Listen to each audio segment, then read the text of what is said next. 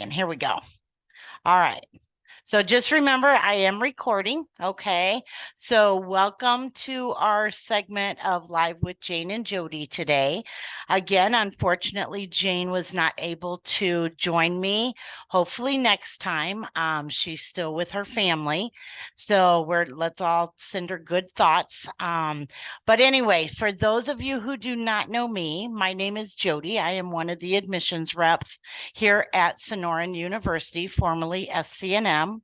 I've actually been with the school a little over 16 years. This year will be my 17th year. So absolutely love what I do. Came from the mortgage industry, customer service, knew nothing about naturopathic medicine when my family and I moved out here to the Valley 20 years ago from Northern Indiana. So I've learned a lot over these 16 years, still learning, believe it or not, still learning, but absolutely love what I do. So again, welcome to the Live with Jane and Jody. This is extremely laid back. If you want to unmute yourself to ask Dr. Bishop a question, that's great. Or you can put it in the chat. So I will do my best to keep up with the chat. But all right, so without further ado, so Dr. Kristen Bishop, who is a naturopathic physician here in the Valley, she is our guest today. So we're going to talk to her a little bit about her practice, as well as other things that she does as far as setting up a residency in her practice. Dr. Bishop is originally from Ohio. She graduated from Bowling Green State University with a bachelor's of science in biology and a minor in chemistry. Originally majored in exercise science / sports medicine. She graduated from SCNM at the time in 2011. Her hobbies include working out, traveling, attending theater, and concerts. So welcome, Dr. Bishop. So as you guys all know, I always share a core value before we get started. So the core value, those are institution, we follow the beliefs of the institution. So today I did pick we are resilient. So Sonoran University always tends to adapt to what is happening at the time. With the COVID pandemic pretty much behind us, we are now teaching more and more classes and labs on campus and finally moving towards getting back to normal. So that is my core value today. So is everybody ready to get started with lots of questions and lots of information? Awesome. So I'm going to start it out. So Dr. Bishop, what I usually do is I usually ask all of our guests, how did you first become interested in naturopathic medicine? So tell us a little bit about your story. It's kind of interesting because I had never heard the word naturopathic growing up in Ohio. And I had my last two children were born at home, and the midwives were all talking about naturopaths and becoming naturopaths and doing different things online. So honestly, I kind of discredited naturopathic medicine as more of a lay online learning type of thing. So I moved to Florida to go to osteopathic school, and I missed the deadline by 3 days. And so when I missed the deadline, I started looking more into natural medicine, and SCNM happened to pop up. And that's when I called and never looked back since. Very good. Very good. And I believe I was your advisor, right, Dr. Bishop? You absolutely were, yes. Okay. So yeah, so we go back a long time. Yep. Awesome. So now remind me, and I have forgotten, did you just apply to SCNM at the time, or did you apply to any of the other naturopathic schools? Just SCNM. Okay. And so why just SCNM? the weather. Moving from Ohio, I didn't want cold and I didn't want wet. So yeah, there was no San Diego school at the time. So Arizona was it.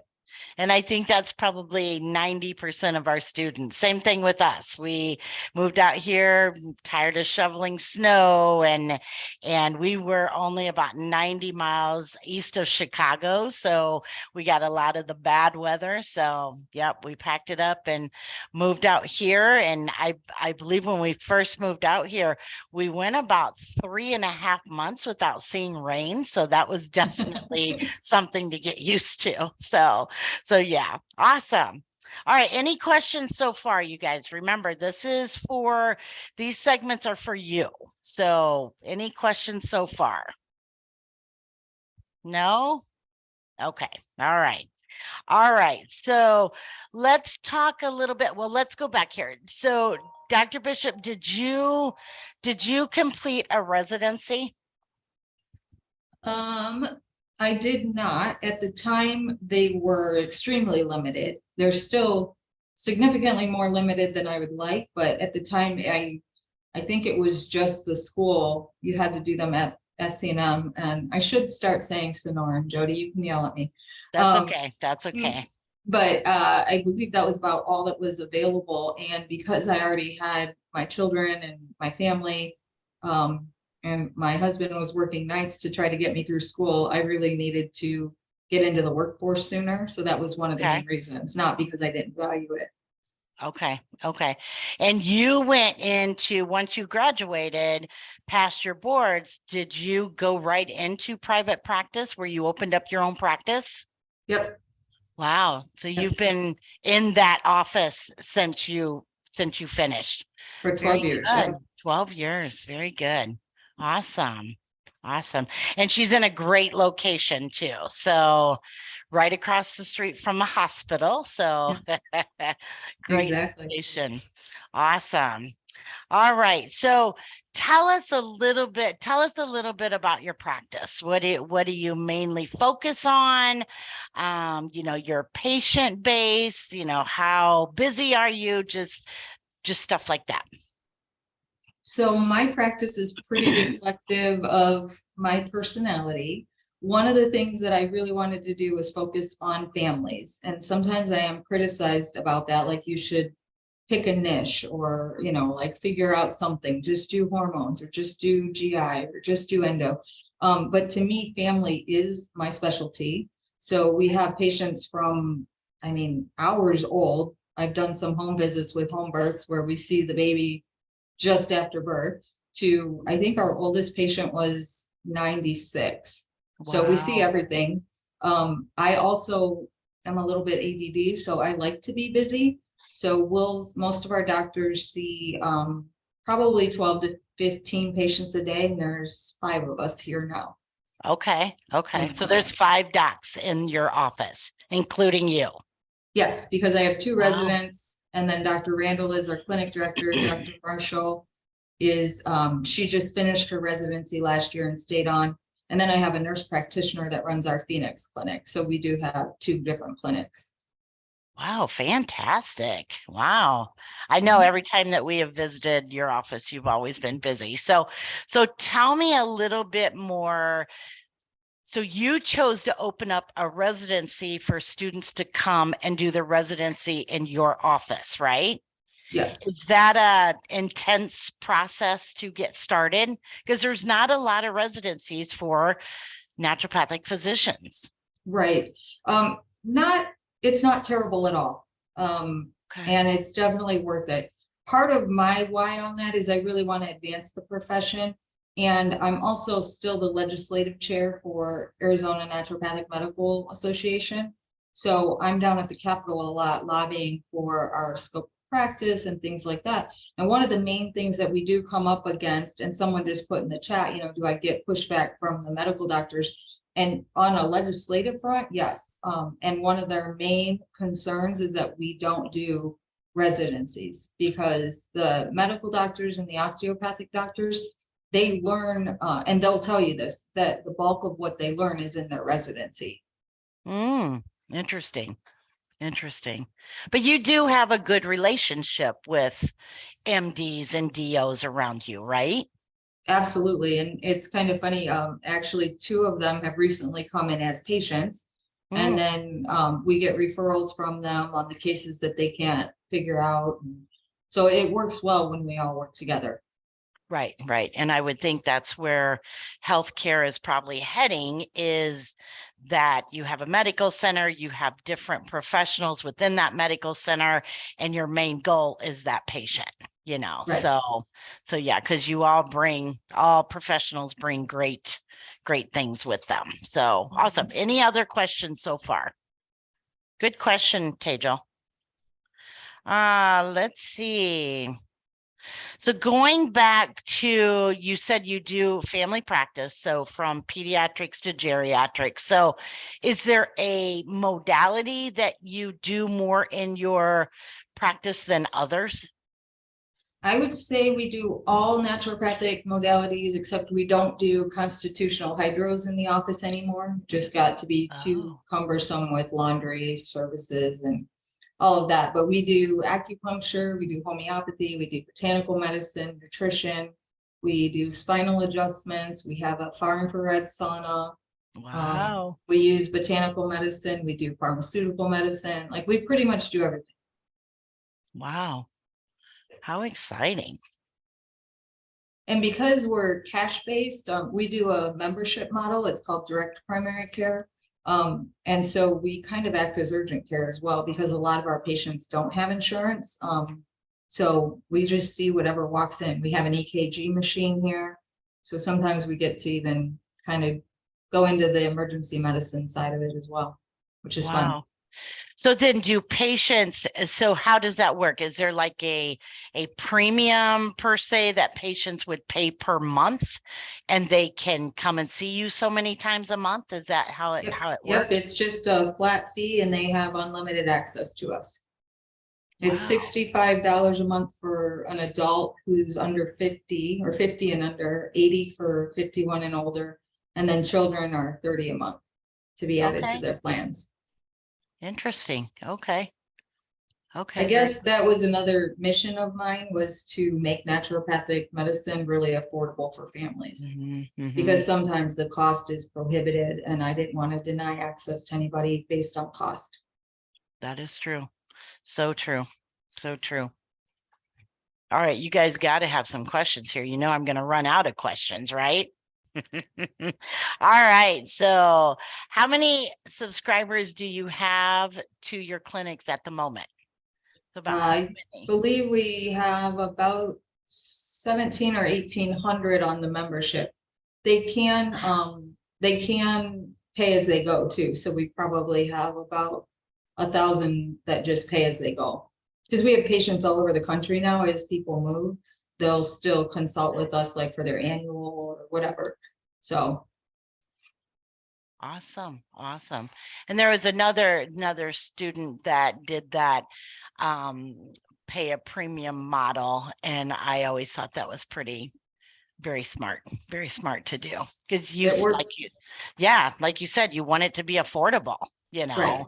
I mean, some people can't walk in and spend $300 to see a naturopath, and that, as all of us is like, wait a minute, I don't have that kind of money, so very good, very good. Are you accepting students to shadow you? Yes. Yep. I Very was doing the field observation for quarter, I think it's 3 or 8 or one of the newer or the lower level quarters. Do you know when they do that, Jody? I don't remember if I do it's, not remember. I don't. we were doing that, but now to be for our residency, we do require that they do a clinical offsite with us so that we Okay. have them spending time with us. Because in 2017, I took 4 residents and 3 of the 4 quit within the first 90 days because they thought they could handle the caseload and they really couldn't. So now we actually have to Wow. do clinical offsite. So we have 3 quarter 14s right now that are doing rotations with us. But I'm Okay. really big on taking students and helping people learn. So Very good. So these residents that you have, are they are they shadowing you all you all day to where they're following you around for the learning experience, or you just let them on their own, but you're the overseeing physician? Yep. So Okay. I run my residency that they have a lot of autonomy. So, I've heard of other ones that they're kind of like a scribe for the main doctor.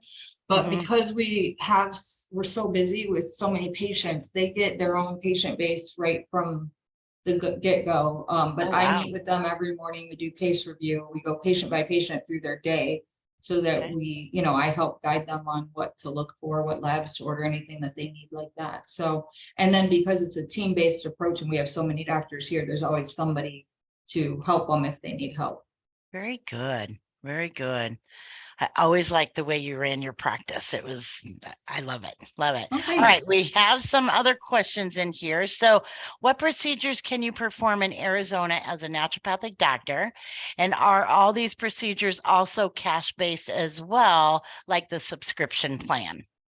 So we can do a lot. Our scope of practice in Arizona is probably the best in the country.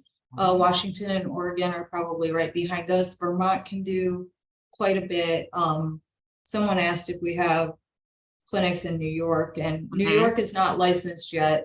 They're working on that, but they do have a state association that I would recommend you look into and talk to some of the doctors in New York. So we can do a lot of procedures. We do toenail removals, mole removals, sutures, skin tags, PRPs, prolotherapies, perineural injections, regenerative medicine. And yes, those are all Wow. cash. Okay. Okay. Very good. Could you explain more about the process of getting a residency position with you? Yep, so we are through the CNME and you follow the procedure that you would for a school-based residency, and then we should be listed on that site. The only thing I would recommend is that you do that offsite with us. So around quarter 14, we do try to have people spend time in the office so that they can really get a feel for how we work, because I'm really big on you guys being a good fit for us and us being a good Yeah. fit for you. That's bi-directional. So that way we really get to know who you are and you get to really see how we practice, because like I said, I found a lot of students think that they want to be busy, think that they want to do primary care, but primary care is very difficult because I come in right now an hour to an hour and a half early every day because I have to review any specialist reports that we referred out to. I have to fill any meds. I have to sign all the, this one needs this dog on a plane. This one needs a letter for, their support animal at their apartment.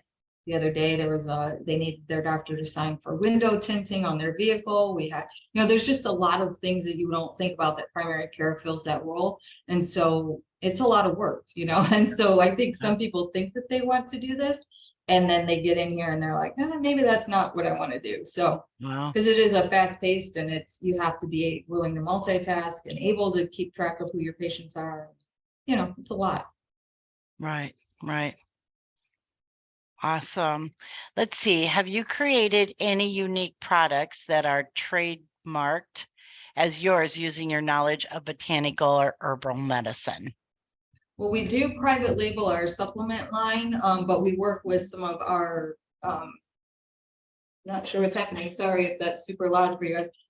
Some of the companies that you guys are probably familiar with at Sonoran. So I don't specifically formulate my own. We do have botanicals that we'll mix here in the office if we're making a tincture, but beyond that, I don't. Okay. Yeah. And there are some NDs out there that have like their own skin line. I cannot even think of her name, but she's in Tempe. But I know she has her own skin line. So it is possible, Yeah. but everybody does different things, but Mhm. that's the good thing about, or I think so, as far as being an ND is you can model your practice what you want. Mhm. There's not a certain way that you have to run your practice. It's your practice, Right. so, and that's what I think is special. So, Yeah. all right, all righty. So Stephanie says, thank you. Do you have any suggestions to look into or website you would recommend for New York City to have some experience or have like an exposure to naturopathic medicine? So I don't know what the association there, I don't know if it's the New York A&P or what they're, but they have a naturopathic association in New York. And then through A&P, we used to do the DC Fly every year, and we would Mhm. go and lobby on behalf of all the states. And that was a great event. They've since gone virtual, but I'm hoping they're going to go back to in person for all of us to go to DC. And I don't know if anyone remembers that. Yep. Are the people on the call, Jody, are they students or prospective students? They are both. They are Okay. actually both. So we have Okay. some students that have started their application and we invite them. We have students that have been accepted, students that are ready to start in spring, start in fall. So it's a mixture of both. Okay. Perfect. Yeah. So yeah, that it's actually this year is the first year that we're finally getting back to like the recruit travel and stuff like that. So I was wondering about the DC Fly. I would hope that it'd be back in person this year, hopefully. I think it has to be. I mean, they did a Yeah. great job making a virtual program for it, but, and I was part of those planning meetings, but it's definitely not the same. We have to be there. Yeah, exactly. And there's some fairs that are like, for instance, for the admissions team, UC Davis is always a great event, but they've done it virtually the last 2 years and it's been horrible. Yeah. But this year or last year in October was the first time that they brought it back onto campus, and there were 2 of us that went and it was nonstop talking. So Yeah. but yeah, there's Exactly. just some things that need to be in person. You're right. Totally. You're right. Yep. All right. So how would a naturopathic doctor's practice look like in a state like Texas that is unlicensed compared to a state like Arizona? Good question. So in our, we call them pre-licensed states because we really believe we'll all be licensed here soon, especially if we can get back on the advocacy thing. But in pre-licensed states, it's more like you're a consultant. So what they typically do, or I've been told in states like Texas, is they'll work with their primary care and they have to work a little bit harder to get those relationships with MDs or DOs, but it's definitely happening more and more. And then we do the consulting part. So how they can use nutrition as medicine, botanical medicine, homeopathy, things like that. You just can't order labs or any pharmaceuticals, from what I understand. Got it. And I think there's a lot of states that will not allow you to like physical medicine, any kind of touching like that. So yeah, there's a lot of differences. So Dr. Bishop, what would you say is the most challenging part of your job? Running the business, for sure. Running the business. So yeah, so Dr. Bishop does not have a business degree, so, and I mean, it's not required, but I would think that would be the hardest thing as well, is trying to figure out how to run my business. Yes, for sure. There's just so much to that. And now thankfully I've built a team and that's how we're able to have multiple clinics and things like that. But I would really recommend that if you're new to the program, you really give that some thought. I think a lot of people go in thinking, yeah, I want my own business. I want to, set my own hours and have that freedom and, do what I want. But that's sort of just creating a job for yourself. And there's a lot of, it's just very difficult. So when we do our residencies, I tell the students, really think about, we want people long-term that see our vision and that would just want to come in and just show up and be a good doctor and see patients. Because so many of even my colleagues from almost 12 years ago are no longer practicing medicine because they didn't think about that. And it's not that they're bad doctors. They couldn't figure out the business side of it. And that makes me incredibly sad because we have so much to offer. And, so to set yourself up for success, I think you really have to be honest with yourself and think about that. And if you can, just go be a really good employee. Yeah. See, I would think, and I know that there are, and I don't know how many, but there's minimal business classes that are put into the curriculum, but I don't know how intense those classes are. But, do you remember your business classes? You had them too, I'm assuming, right? Yes, but it was just not nearly enough. And they fall in, in your last year of school. And Yeah. so I distinctly remember, like, I can either sit in here and learn how to write a business plan, or I can go study for boards. And I would go study for boards because that was way more important, because if I wasn't licensed, none of that other stuff mattered anyway. So I think it wasn't so much that they were not good, but that they were timed in a place in the curriculum that we weren't open to receive it. I mean, that meant nothing to me, and I didn't care about any of it until we needed it, so you learn it as you go. Right. Oh, I would think the same. So did you have like a mentor, or how did you learn the business aspect of this? I've always been kind of thrown into business. My family had businesses when we grew up, and then so I've had multiple businesses, which was super helpful. But then I did hire a business coach for the last 3 years. That was very, very helpful and helped me build the team, so that now we have just people on the back end that are not physicians, that do the marketing, do the finance, do the operations, do the hiring, do the HR, do the compliance, all the stuff. Okay. So you're able to come in and be the doctor. Yes. Yes. Very good. Very good. Yay. Oh, that breaks my heart to think that somebody put so much, not only money, but time into this program and just couldn't grasp the business part of it and just doesn't do it. That's Me so too. sad. So sad. It is so sad. All right. So somebody have a question? I certainly do.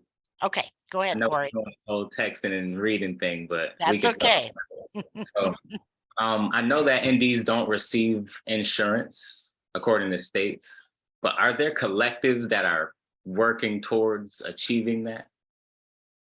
Getting insurance parity with like health insurance, like that we would be. There are groups that do it. I'm a big proponent of no. I think that locks us into some really bad things. And I would be happy to talk to you about that. But yeah, we do have people that want to do that. I mean, DC Fly, for probably the last 6 years, our big push was to get accepted by Medicare, because almost any one of the, we call them the BUCA plans, Blue Cross, United, Aetna, and Cigna. Yeah, they all follow CSM guidelines. So if we could get Medicare to recognize naturopathic physicians, and please always say naturopathic physicians, because there is a difference between lay naturopaths that I mentioned at the beginning of the talk versus naturopathic physicians. So that's just my little take on that. But if we could get Medicare to accept or add us, we would get a lot further. They could pay for our residencies, not because we want to necessarily be Medicare providers, but it would open up a whole host of things for us as a profession. But yeah, I could do a whole talk on just why I would never take insurance, never contract with insurance. Right. Okay. Right. Can you give a short summary before? Well, I mean, in essence, for me, I am not a rule follower. I don't want to be told how to practice. So when I was in my third year of medical school, I did a rotation with an osteopathic doctor, and I was very excited about it. He was primary care. He had been a chiropractor prior, and it ended up that all we were doing is going room to room to room, refilling meds or referring out. And these people were sitting in that waiting room for sometimes up to 2 hours. Finally, I said to the front desk, why are they waiting so long? And they said, well, because with insurance, we have so many no-shows that we quadruple book every spot. And I was like, you've got to be kidding. The reimbursement rates were incredibly low. And then I found out, like, why are you, like, if their thyroid's off, why aren't you just taking care of their thyroid? And the doctor said to me, because I signed up with the insurances as primary care, and they have dictated what is acceptable in primary care. So if your thyroid's off, even though you and I may be fine, like just I'll take care of you, they say they're only going to pay for that if you go to endocrinology. So what I saw was these people were going to endo, and oh, your head hurts, off to neuro, oh, your stomach hurts, off to gastro. Then they were showing back up to us. Nobody had done anything to help the patient, to be quite honest, because they were like, everything looks good on my end. So there was just nothing happening. I was in with another patient, and he said, I'm here for my well check. So we did the well check and he said, oh, doc, I hurt my knee that last night golfing. And could you look at it? And the doctor said, I'm really sorry, but you're going to have to schedule again because I can't get paid for 2 codes in one visit. Yeah. So this guy had already taken off work, spent 2 hours in the waiting room. And I wanted to say to the poor man, I'll meet you in the parking lot and check your knee. Like, this is not at all how I want to practice medicine. Like all the runaround, all the hassle, you have a huge delay. I'll give you another quick example. We could even use that guy. So he hurt his knee golfing. We're pretty sure it's not a bone or a break or anything like that. It's probably a ligament, right? But insurance said you have to send him out, do the x-ray. So he's in for the appointment for the x-ray. Then he's back, and sometimes that's 3 weeks later to get the result of the x-ray, which of course is normal, as we all know it would be. Now he can get the order for the MRI. He goes to get the MRI. That's another 2 weeks before he gets into Simon Med. Simon Med's back, now he's got to come back to get and then we're sending to ortho. So now we're a month and a half down the road and the man has had nothing done to his knee. Where, with the way we practice, if they come in and their knee hurts, we can cold laser it, we can send to ortho, we can do an MRI, we just take care of people. So that's why I would never, that's just a very small thing of how insurance works that I don't want any part of personally. Okay, I had no idea. Because it's like, hey, we're not gonna pay you if you don't do it the way we say. And that's bigger than a doctor problem. That's insurance overall. That's why I think that's the main issue why allopathic medicine has so many problems. I would absolutely agree with you. And I do think we need catastrophic care insurance. I think if someone goes in a hospital, I would never want families to, lose their homes because they can't afford their hospital bills. So I do think there's a place for insurance, but for sure it's not in primary care. Yep. Totally agree. Or even the time you can spend with your patient. Right. In the traditional world, it's usually, what do they say, 7 to 10 minutes, where, I've seen, Dr. Volk, who sits there and talks to me for an hour and a half. Right. Or my follow-up is 45 minutes. So, so it's, I would think the time is, because you got to get to know your patient. You really do. So, and, I'll say that too. Like if I contracted with Cigna as primary care, Cigna says, here's your 2,500 patient panel. These people are all assigned to you. You have no idea who they are. If you like them, if they like you, you have no idea. They're just yours. You don't really fully know them. There's no way you can know 20. We have 2,500 people with 5 different doctors. We limit our patient panels to about 500 because we don't want to lose that why of knowing who they are. Yeah. It's a whole nother talk, but I might need wine if we do that one, Jody. All right, so let's go back to the question. So Grace asked, do you wish that you had obtained a business degree in undergrad or as a master's, or do you think a mentorship or class after graduation would be more beneficial? That's a really good question, and I've thought a lot about that. And I did think about going back for my MBA. However, the mentors and my business coaches all said at this level, you just hire people. There's only so much you can do yourself. And so that's kind of the approach I take now. Just stick to what I'm good at, which is primary care. And I hire those other people that. There's people out there that specialize in business or, setting up a business or marketing or what have you. Exactly. I totally agree. All right. How many days off do you take a year to travel, spend quality time with family and vacation? So in 2016, because I didn't take a vacation for, I graduated in 11, 5 years, went into building the business hardcore. And if I wasn't in the office, I was networking, I was getting patients, it was a good 5 years to build the solid practice. But then in 2016, I committed to doing, we do a family cruise every year, and we've gone every year except during the pandemic when we couldn't. And that's been super helpful. But because you do own your business, you can schedule around that. I never miss my girls' volleyball tournaments, so I figured it out. I think you have to keep your priorities in check. People ask me, like, how do you find that balance? You never do. There's days you're all business and there's days you're all family. You're just, if you're trying to make it a balance, you're better than me because I haven't figured that out. But I think people know that about, it sometimes you're doing a ton with patients and sometimes you're not. So Right. And you have 4 children, correct? yeah. And how old are they? They are now almost 25 next week, 24, 22, and 20. Okay. So they were very young when I Because came. they're very young. Yeah. Yes. Yep. Very good. Very good. All right. Tejal, how common is it to work alongside an MD in their practice? Not very. So back to Corey's point, this would be another reason why if we could get Medicare to give us that. This is one area that I think insurance would be a very nice option because we are not employable by any hospital systems or insurance-based medical practice because they can't get reimbursed for what we do. So that's a huge inhibitor to a lot of our doctors as well. Yeah. Yeah. I agree. I agree. Although we do have some NDs that are at Cancer Treatment Centers of America, right?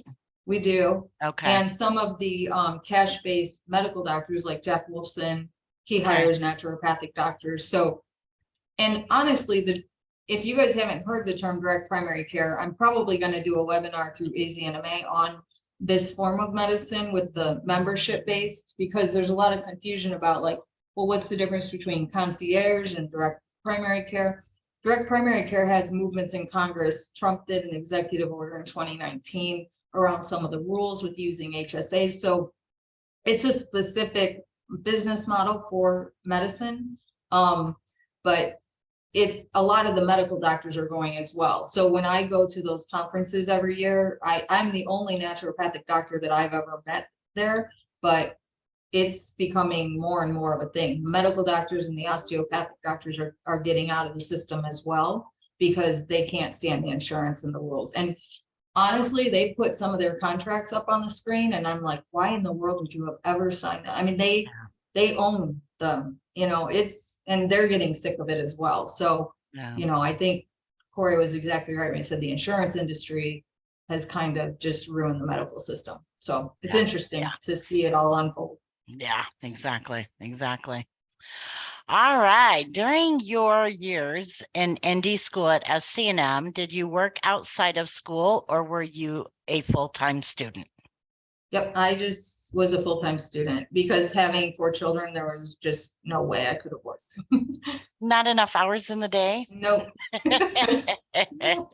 But there are quite a few students that do choose to work.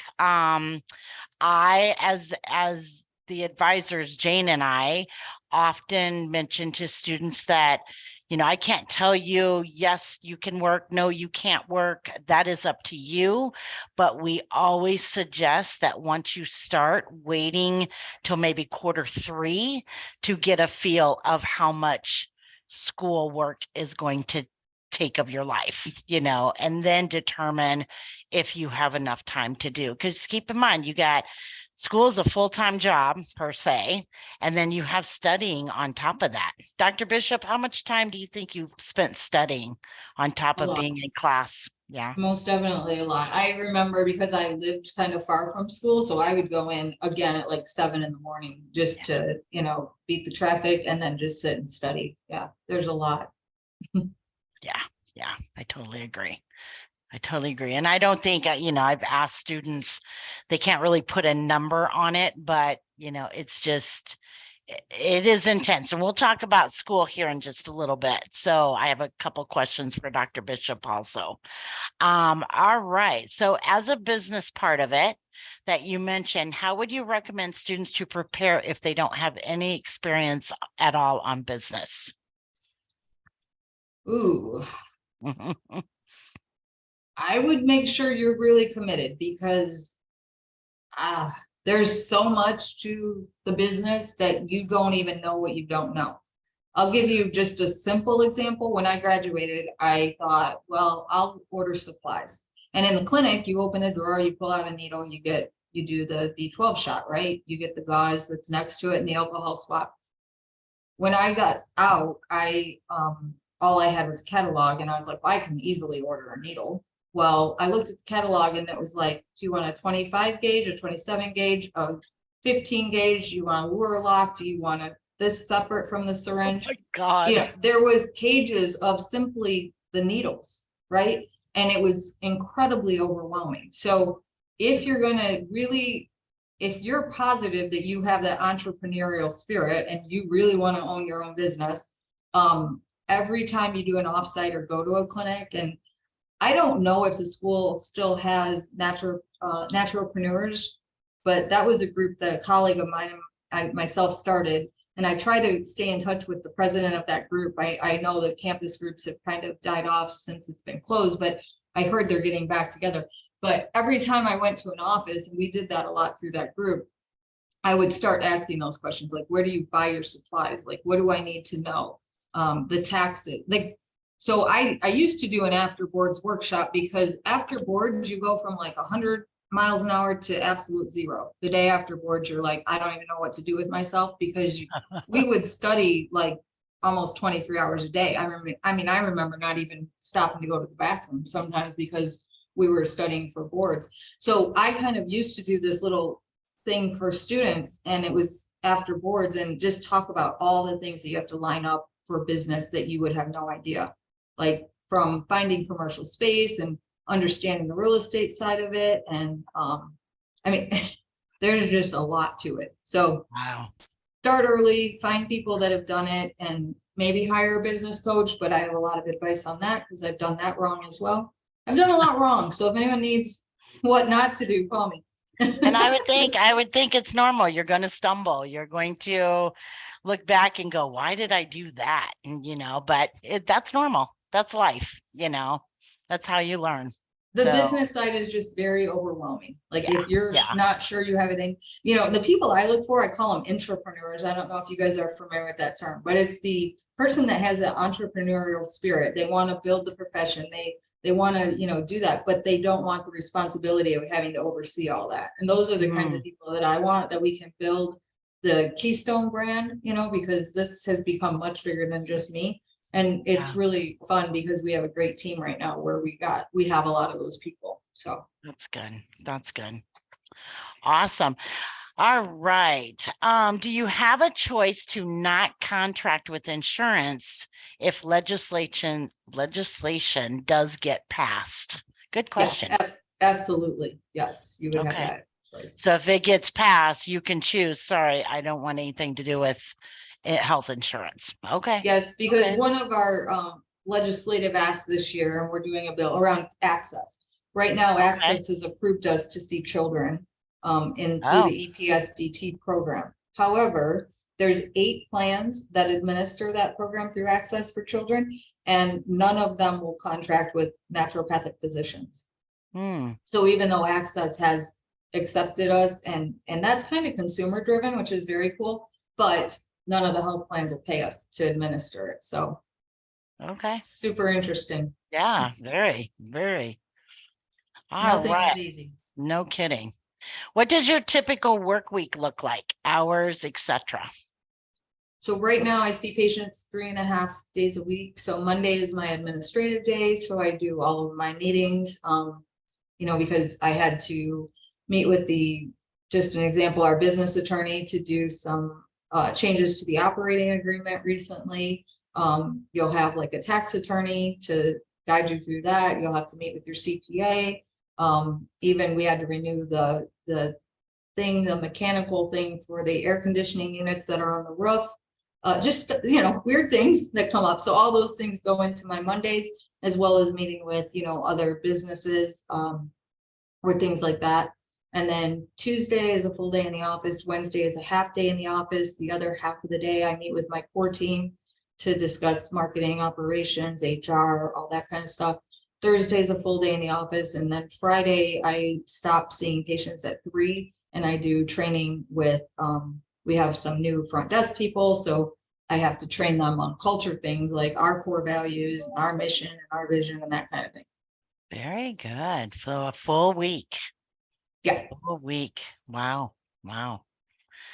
Awesome. All right. So moving on, what is your biggest piece of advice or resource recommendations for a naturopathic medical student who is aspiring to start their own practice and build a business after graduation? Let's see. I still would go and shadow clinics for sure. And that's what I love with Naturopreneurs. So if you guys know of anybody that's thinking of taking that group on, let me know so they can connect with me. But what we did is we did different tours of successful practices. And it was really good for me because not only did I see what I wanted to do, but I also could see what I absolutely didn't want to do. And then just start asking those people and about, you know, how they did things and what you would need to know. And don't get too overwhelmed. It's very, very overwhelming. Right, right. Very good. Great advice. What is the group you mentioned called? It was called Naturopreneurs. And I don't know if they're still meeting on campus or who is in charge of them. It was a student organization at the Yes. school. Okay, Yep. thank you. All right. So did you start networking to start your future private practice while in ND school? Did you go into school knowing you wanted to go into private practice? Good question. Yes and yes. So when I was in school, they had a SAT team. Selena's been gone, right, Jody? Yes, she has. Yeah. So SCNM at the time had joined multiple chambers. So I think it was Chandler, Tempe, Phoenix, you know, and what they did is if you were selected to this student advancement team, you would go to the chamber events and represent SCNM. And so I was selected to do that, which was really, really good for me because we started probably Q2. And I realized that there's definitely an art to networking and networking effectively, but without it, I would not have built the practice that I built. So when we were literally building furniture, I had 4 patients stop at the office to see me because I had learned how to network. And between boards and getting my results, that kind of became my full-time job. I would network 3 times a day. I would be at the breakfast meetings, the lunch meetings, and the dinner meetings. And that was how I built the base of the practice. And then from there, it just took off on referrals. So I don't spend a lot of money in marketing because our patients refer so well. Very good. And I did know I wanted to go into private practice because, like I said, I'm a rule breaker and I don't do very well on, like, even when I look back in my life, I almost always ended up being promoted to a leadership position. So I think it's just kind of who I am. I don't think it's anything I'm doing specifically, but I must have a strong personality or something, but I don't work well for people. And some people don't, and that's okay. I mean, we have docs that go out into their private practice, like Dr. Bishop here, and we have doctors that want to be in a practice with other practitioners. You know, we have Dr. McConnell, who is in a practice. She's the ND. There's an MD in there. They have osteopaths, acupuncturists, PAs. They have it's like a group practice. And she did try to open up her own practice at the beginning, and she said it wasn't for her. So and we need both for sure. And that's why I'm saying, just be honest with yourselves. And, you know, and find a good group practice. Like a lot of our doctors have young children. And so they don't want that responsibility of running the practice, and they're amazing doctors, you know, so. Yeah, exactly. All right, Dr. Bishop, what is the best way to get in touch with you regarding any kind of shadowing, email or call? You can either go through our website, which is keystonemedicine.com, and there's a career page. And on that, you can check that you're a potential or student wanting to do a rotation with us. And then that'll come directly to me, or you can email the keystonemedicine@gmail.com. Goes to the front desk.